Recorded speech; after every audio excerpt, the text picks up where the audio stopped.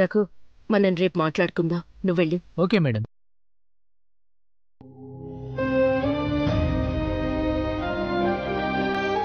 వాళ్ళేదో కోపంలో అన్నారు, నువ్వేం పట్టించుకోవద్దమ్మా. లేదు దొరసాని, నేనే తప్పు చేయలేదు. చిన్నపిల్ల మీద చేసుకోపోతే వద్దని చెప్పినానంతే. కావాలని నేనెందుకు పోరు పెట్టుకుంటాను చెప్పు దర్శని. సంపంగి, నువ్వేంటో మా అందరికీ తెలుసు. నువ్వెవ్వరికీ సంజాయిషి ఇచ్చుకోవాల్సిన అవసరం లేదు. లోపలికెళ్ళు.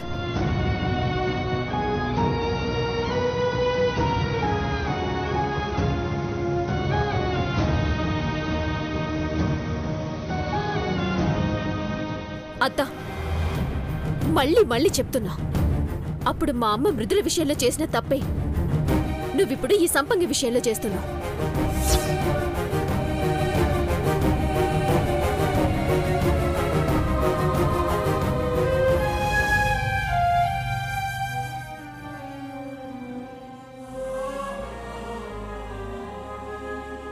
అన్నయ్య, మీరేం కంగారు పడద్దు, అంతా సర్దుకుంటుంది.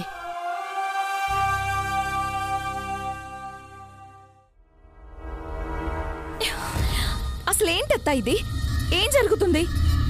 ఒక్కరంటే ఒక్కరికి కూడా సరియకేమైందన్న టెన్షనే లేదు. అట్లీస్ట్ కర్టసీ కోసమైనా సరియని చూద్దామని ఒక్కరు కూడా అనట్లేదేంటి? అదంటే ఎవరికి పడదు ప్రజ్వల. ఏదో ఆడపిల్లని అడిగానని కాదనిలేక అప్పుడు నా కూతుర్ని కోడలుగా చేసుకోవడానికి ఒప్పుకున్నారు. కానీ అసలు ఆ పెళ్లి చేయటమే ఇష్టం లేదు. చెడిపోయినందుకు సంతోషంగా ఉన్నారని ఇప్పుడు అర్థం అవుతుంది. ఏం చేద్దాం అత్తా మరి? ఇలాగే సంతోషంగా ఉండనిచ్చేద్దామా? వీళ్ళని ఇలాగే ఉండనిద్దామా? గొంతు సహకరించకపోయినా, మాట రాకపోయినా ఒక్కొక్క మాట కూడబలుకుతూ ఆపరేషన్ థియేటర్లో నుంచి సరియు వాయిస్ మెసేజ్ పంపించిందత్తా. విన్న తర్వాత ఒక్క క్షణం కూడా ఉండలేకపోయాను. సరియు ఇంకా ఎన్నాళ్ళు బెడ్ మీద ఉంటుందో కూడా తెలియదు. కానీ అది ఆ పరిస్థితిలో ఉండడానికి కారణమైన వీళ్ళు ఇంతకింత అనుభవించేలా చేయాలి. ఈ బతుకు కన్నా చావే మంచిదని, ఆ చావు ఎప్పుడెప్పుడు వస్తుందా అని ఎదురు చూసేలా చేయాలి. నువ్వనుకుంటే చేస్తావు ప్రజ్వల. తన పగని నీ పగలా చేసుకుంటావన్న నమ్మకంతోనే సరియు నిన్ను రమ్మంది. నీకు నచ్చింది చే, ఎవ్వర్ని వదలద్దు. అందరికన్నా పెద్ద శత్రువు ఆ మృదులే కదా. ఇప్పుడు దాంతోనే మొదలు పెడతా. అజ్ఞాతవాసంలో ఉన్న దాన్ని ఈరోజో రేపో బయటికొచ్చేలా చేసి ముందు దానంతు చూస్తాను. అవును, ఆస్తి మొత్తం ఇప్పుడు సరియు పేరు మీదే ఉంది కదా? అవును. ఆ డాక్యుమెంట్స్ ఎక్కడున్నాయి? నా దగ్గరే ఉన్నాయి. అయితే వెంటనే ఒక పని చేయి.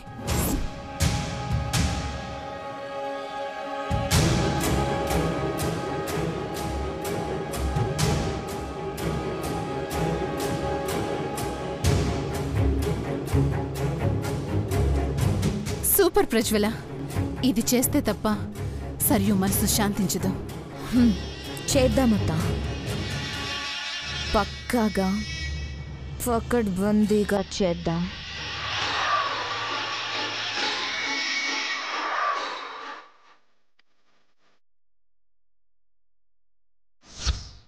నీకు మంచి అబ్బాయిని తీసుకొస్తానని చెప్పాను కదా, తనే రఘు. మనిషి చాలా మంచోడు, నేను చక్కగా చూసుకుంటాడు. భగవంతుడా, ఎందుకు నా తలరాత ఇలా రాసావు? ఎందుకు నా జీవితంతో ఇలా ఆడుకుంటున్నావు? ఇప్పటికే ఏ ఆడపిల్ల అనుభవించని నరకం అనుభవిస్తున్నా. కన్నవాళ్ల ముందు, కట్టుకున్నవాడు ముందు మొహం కప్పుకొని తిరుగుతున్నా. ఈ సమస్య నుంచి ఎప్పుడు పరిష్కారం దొరుకుతుందా అని ఆలోచిస్తుంటే మళ్ళీ ఈ పరీక్ష ఏంటి? నాకు మళ్ళీ వేరే వాళ్లతో పెళ్లికి ఏర్పాట్లు జరగడం ఏంటి? ఇంతకన్నా దారుణ దరిద్రం ఇంకే ఉంటుంది. ఎందుకు నా తలరాతి ఇలా తగలడింది? నేనేం పాపం చేశాను? నాకెందుకు ఈ జీవితం? ఎందుకు ఈ జీవితం? ఎందుకు ఈ జీవితం?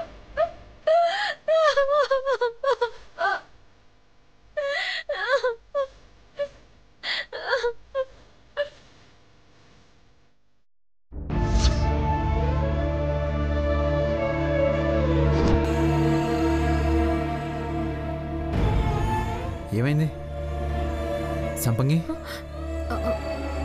ఎందుకలా ఏడుస్తున్నావు? ఏం లేదురా, ఏం లేదు. మరి ఏం లేకపోతే ఎందుకు ఏడుస్తున్నావు? ఓ, అమ్మో నీకు పెళ్లి సంబంధం తెచ్చినందుకు బాధపడుతున్నావా? నాకి పెండ్లి వద్దు దొరా. దొరసానికి చెప్పండి దొరా, మీకు దండం పెడతాను. సంపంగి, ఎందుకింత భయపడిపోతున్నావు? నువ్వెప్పటికైనా చేసుకోవాల్సిందే కదా. అమ్మ నీకోసం మంచి సంబంధం తెచ్చింది. నీ జీవితం స్థిరపడిపోతుంది సంపంగి. అయ్యో దొరా, మీకెట్టా చెప్పాలి? ఇప్పుడు నేనేం చెప్పలేను దొరా, అర్థం చేసుకోండి. నాకు తెలుసు సంపంగి, నీ మనసులో ఉన్నాడు. నువ్వు ప్రేమించిన అబ్బాయి గురించి ఆలోచిస్తున్నావు కదా. తనెవరో చెప్తే అప్పుడే నీ పెళ్లి చేస్తానని చెప్పాను కదా. నువ్వేమో ఏమీ చెప్పడం లేదు. అసలు ప్రాబ్లం ఏంటనేది కూడా చెప్పవు. చెప్పనీకి అసలు ఎవరైనా ఉంటేనే గద్దరా.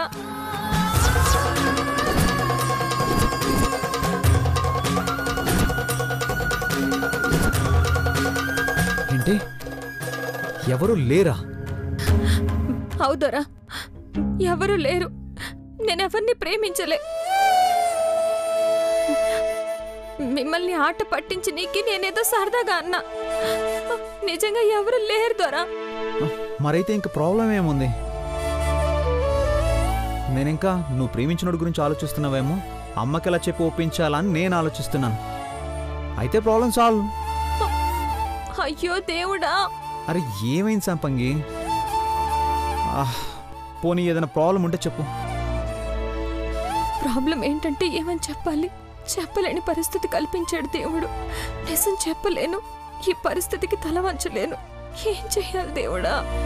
చూడు సంపంగి, నువ్వేం ఆలోచిస్తున్నావో నాకు తెలీదు, కానీ అబ్బాయి చాలా మంచోడు.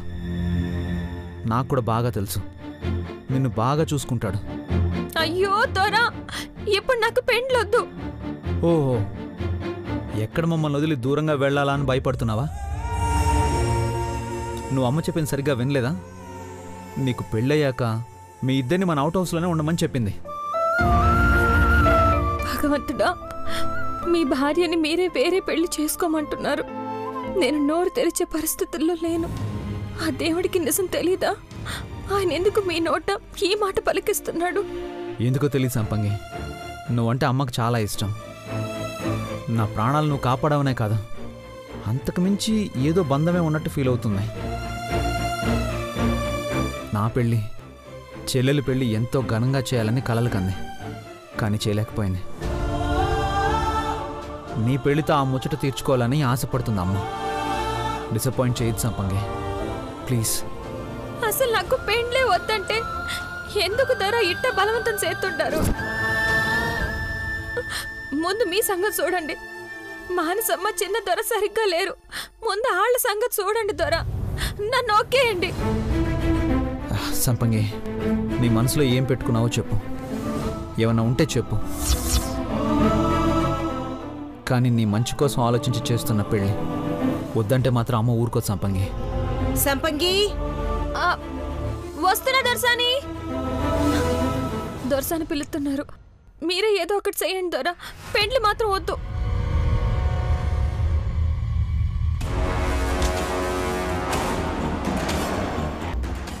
ఏమైంది అమ్మాయికి? పెళ్ళంటే ఎందుకంత కంగారు పడుతుంది? పైగా ఎవరిని ప్రేమించలేదో అంటుంది కదా. అయినా అయినా ఎందుకు పెళ్ళొద్దంటుంది?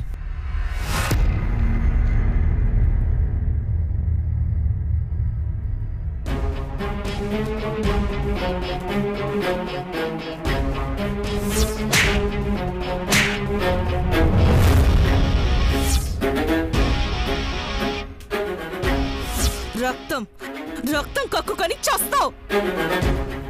చెప్పే మర్యాదగా చెప్పు. నా ప్రాణం పోయినా చెప్పను.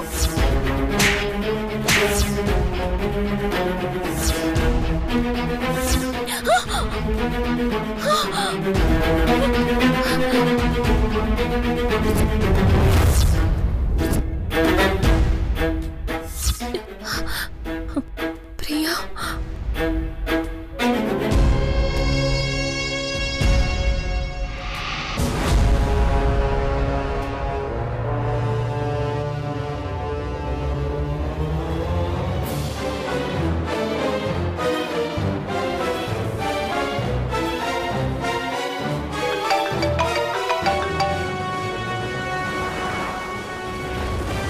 మృదుల కాల్ చేస్తుంది. లిఫ్ట్ చేయాలా వద్దా?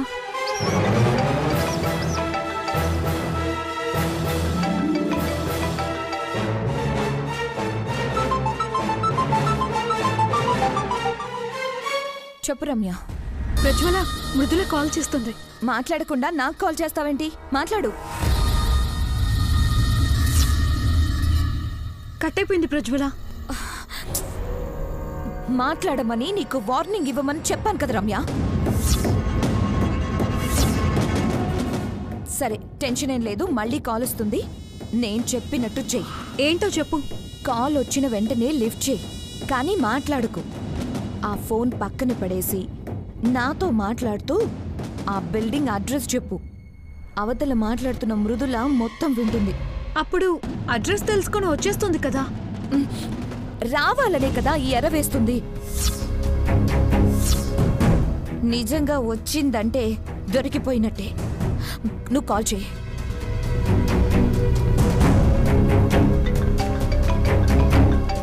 మళ్ళీ కాల్ చేస్తుంది Prajwala.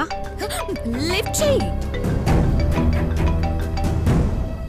Hello hello Priya, hello hello. Ramya, ఇక మొదలు పెట్టు. హలో, ఎవరు మాట్లాడరేంటి? Hello hello Priya. ఈ మృదుల అసిస్టెంట్ ని ఎంత కొట్టినా చెప్పడం లేదు. ఈవినింగ్ వరకు చూసి మృదుల గురించి చెప్పకపోతే చంపేస్తాను.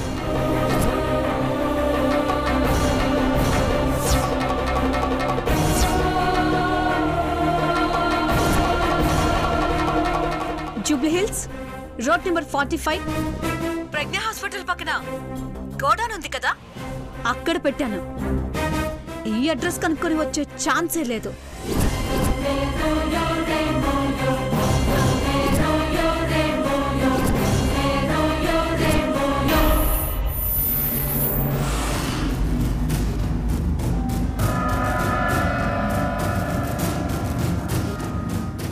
కాల్ కట్ అయింది ప్రజ్వల. సరే, మొత్తం విన్నట్టే కదా? మొత్తం వింది. అయితే తప్పకుండా అక్కడికి వస్తుంది. ఏం చేద్దాం? నువ్వెక్కడున్నావు? చిన్న పనుండి బ్రాహ్మణి ఆంటీ దగ్గరికి వెళ్తున్నాను. 5 నిమిషాల్లో చూసుకొని వచ్చేస్తాను. నువ్వు జాగ్రత్తగా ఉండు. సరే ప్రజ్వల, త్వరగా వచ్చేయ్. ఓకే.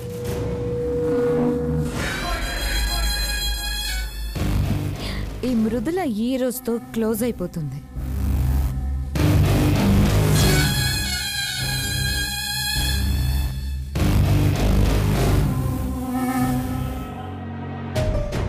నిన్ననేదో చిన్న ఫ్యామిలీ డిస్టర్బెన్స్ రఘు, అందుకే మాట్లాడలేకపోయాం. It's okay madam. ఈరోజు 12 గంటలకు వచ్చేస్తావా? అన్ని విషయాలు క్లియర్గా మాట్లాడుకుందాం. Okay madam. సరే రఘు, నేను వెయిట్ చేస్తాను. సరే మేడం. వదినా, రావదినా. ఒక్కదానివే వచ్చావు, అన్నయ్య ఏడి? తెలిసిన వాళ్ళెవరో చెప్తే ట్రీట్మెంట్ కోసం మీ అన్నయ్యని ఆశ్రమానికి తీసుకెళ్ళాం వదినా. సాయంత్రం వరకు అక్కడే ఉంచమన్నారు. అక్కడ ఎవరూ ఉండకూడదంటే ఒక్కదాన్ని ఇంటికేం వెళ్తానని ఇక్కడికొచ్చాను. మంచి పని చేసావు వదినా. బయటపడట్లేదు కానీ లోపల చాలా బాధపడుతున్నావు అత్తయ్య.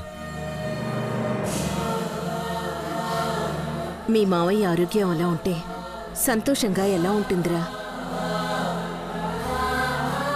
డాక్టర్స్తో మాట్లాడుతూనే ఉన్నావు వదినా. యుఎస్ నుంచి నెక్స్ట్ వీక్ స్పెషలిస్ట్ డాక్టర్ వస్తున్నారట. అపాయింట్మెంట్ కూడా తీసుకున్నాను. అన్నయ్యకి తొందరలోనే నయమైపోతుంది వదినా. మానసి ఎలా ఉంది వదినా?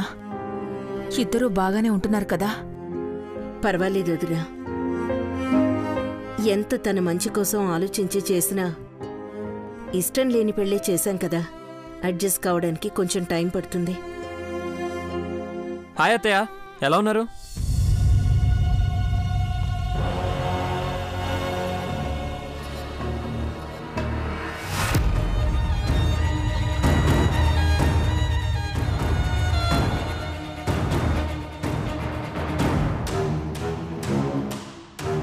మానసి, ఏందత్తా? ఎక్కడికి వెళ్తున్నావు? అమ్మొచ్చింది, కనిపించట్లేదా? పనుందత్తా. ఎంత పనుంటే మాత్రం కన్నతల్లి కనిపిస్తే కనీసం పలకరించాలని కూడా అనిపించట్లేదా? అంత కానిదాన్ని అయిపోయానా నీకు? నేనే నీకు కానిదాన్నైపోయినా, అందుకే ఇట్లా వదిలించుకున్నావు. మాన్సి, ఏంటా మాటలు? అమ్మతో ఎవరైనా ఇలా మాట్లాడతారా?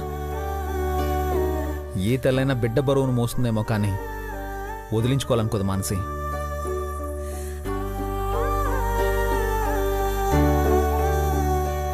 పైగా అత్తయ్య లాంటి అమ్మననడానికి నీకు నోరెలా వస్తుంది? అసలు నీకు ఏ విషయంలో లోడ్ చేసింది? నువ్వు అడిగింది ఏది కాదని చెప్పు. నీ ఆలోచనలు తప్పని తెలిసి వాటిని దిద్దడానికి ప్రయత్నించడమే అత్తయ్య చేసిన తప్పనుకుంటే అది నీ తప్పు అవుతుంది మానసి.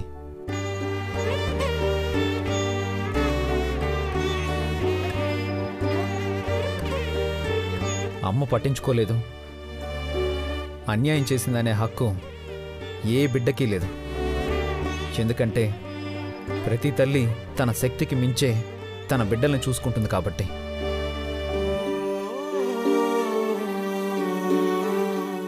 అయినా మీ అమ్మేం చేసింది? ఎవరి మీద కోపం వదిన మీద చూపిస్తున్నావు? నీకేదైనా అన్యాయం జరిగింది అంటే అది ఆ మృదుల వల్ల.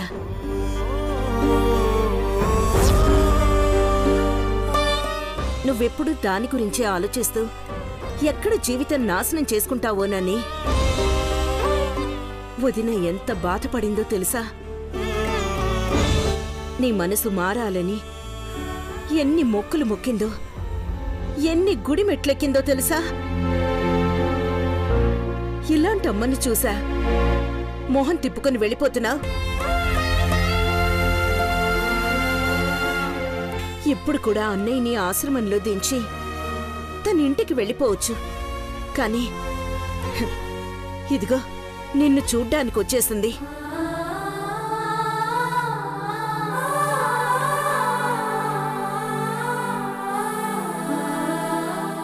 కనీసం తనని పలకరించడానికి కూడా నోరు రావడం లేదా? మీ అమ్మ మొహంలో బాధ చూశాక అయినా అయ్యో పాపం అనిపించడం లేదా?